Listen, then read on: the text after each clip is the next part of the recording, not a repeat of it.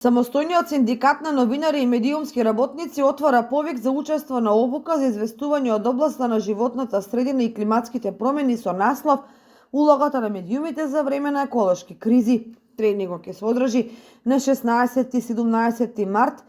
во хотелот Централ во Виница, а права на учество имаат новинари и медиумски работници од целата земја без разлика на моментален ангажман и позиција, на возраст и на тип на медиум во кој работат. Целта на обуката е новинарите и медиумските работници да се стекнат со теоретски и практични знаења и за известување за еколошки кризи, за животната средина и климатските промени.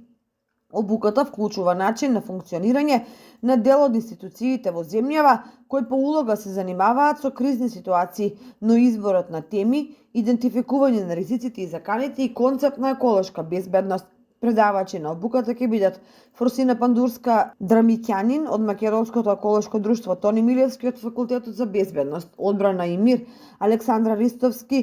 од Црвен крст на Македонија и Александар Тарчуговски, советник во Центарот за управување со кризи. ССНМ ова обука ја организира во соработка со Институтот РЕСИС, а во рамки на проектот Работнички права за независно новинарство, поддржан од Европската Унија, и проектот Обучување на медиумските работници во Македонија